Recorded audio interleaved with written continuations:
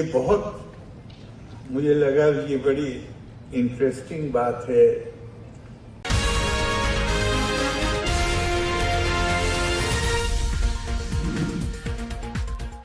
पटना के ज्ञान भवन में चैंपियंस ऑफ चेंज बिहार सम्मान समारोह का आयोजन किया गया, जहां बिहार के राज्यपाल आरिफ मोहम्मद खान विजेताओं को स्वर्ण पदक तथा प्रशस्ति पत्र देकर उनको सम्मान किया। जहां मौके पर पुरस्कार चयन समिति के उपाध्यक्ष एवं सुप्रीम कोर्ट के पूर्व न्यायाधीश Gyan Sudha Mishra, interactive forum on Indian economy के संस्थापक और अध्यक्ष अधिवक्ता नंदन झा तथा पुरस्कार चयन समिति के सलाहकार और कई गणमान्य लोग मौजूद रहे। जहां चैंपियंस ऑफ चेंज बिहार कार्यक्रम को संबोधित करते हुए राज्यपाल आरिफ मोहम्मद खान ने कहा कि सभी पुरस्कार विजेताओं से उम्मीद है कि वह लोग बिहार में संक्रांति लाए, मतलब दूध बनाकर सहजता के साथ परिवर्तन लाए। कोई भी परिवर्तन सकारात्मक होनी चाहिए। बदलाव का लाभ सबसे पहले वंचितों को मिलना चाहिए। पहले इस रिपोर्ट उन सभी विभूतियों को जिन्हें आज यहाँ सम्मानित किया गया है, और मुझे पूरा विश्वास है कि वो इसे अपनी उपलब्धियों की पराकाष्ठा नहीं, बल्कि ये सम्मान उन्हें प्रेरणा देगा कि वो जिस क्षेत्र में कार्य कर रहे हैं उसमें और बुलंदियां हासिल करें और उत्कृष्टता मिले। इस कार्यक्रम का नाम है चैंपियंस ऑफ चेंज, परिवर्तन के या क्रांति के नायक। ये बहुत मुझे लगा ये बड़ी इंटरेस्टिंग बात है कि भारतीय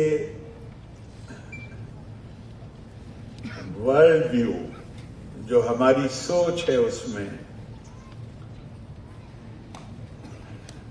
एक शब्द है संक्रांति।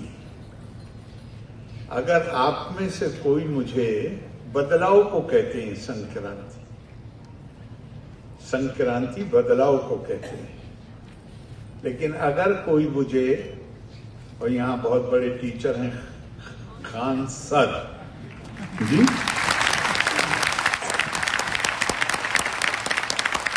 तो वो अगर मुझे भी अपना विद्यार्थी मानकर अगर किसी दूसरी भाषा का कोई अनुवाद बताएं कि जो संक्रांति को संक्रांति के ही अर्थ का कोई शब्द किसी और भाषा में, चेंज है, रिवोल्यूशन है, परिवर्तन है, क्रांति है, पर संक्रांति मैंने बहुत लोगों से पूछा है, वो कहीं मिलता नहीं किसी दूसरे संस्कृति की कल्पना में।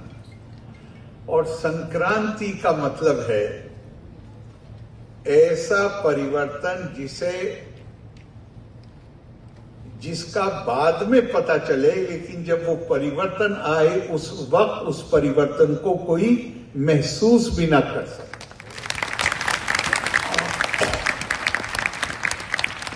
इंसानों के लिए परिवर्तन या क्रांति नारा लगाना तो एक बात है, लेकिन अपनी आदतों जिसमें आदमी सुखपूर्वक रहता है उससे बाहर निकलने का नाम है जिसमें असहजता आती है। तो भारतीय कल्पना है परिवर्तन सहजता के साथ, जिसमें असहज ना हो कोई भी, ऐसे परिवर्तन को संक्रांति कहते हैं।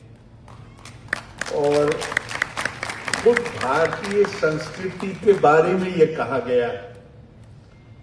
स्वामी विवेकानंद के सहपाठी थे प्रोफेसर ब्रिजेंद्र नाथ सी, और वो मैसूर यूनिवर्सिटी के वाइस चांसलर भी रहे। उन्होंने अपनी किताब में एक बहुत ही सुंदर वाक्य का उपयोग किया है भारत और भारत की संस्कृति के लिए। इसमें उन्होंने कहा है कि India is ever aging but never old.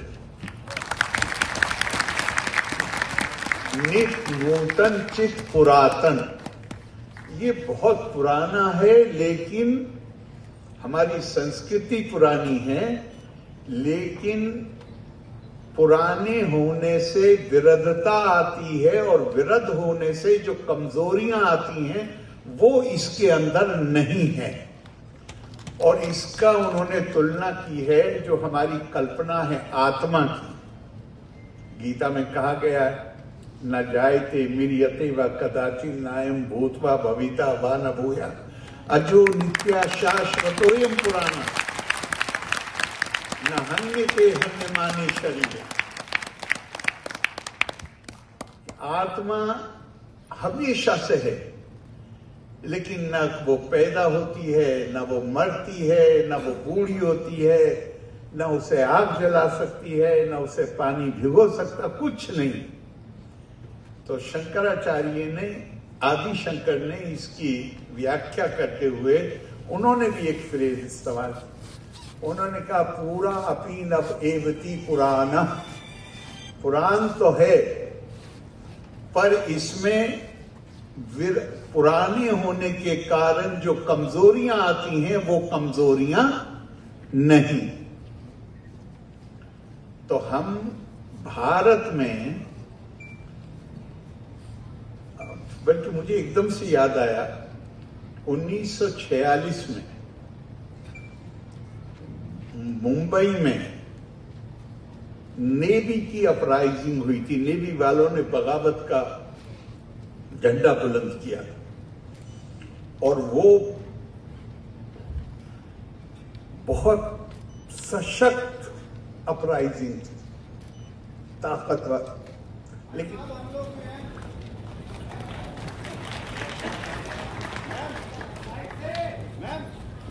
देखिए हम लोग को तो भेज दिए, वहां क्या हो रहा है?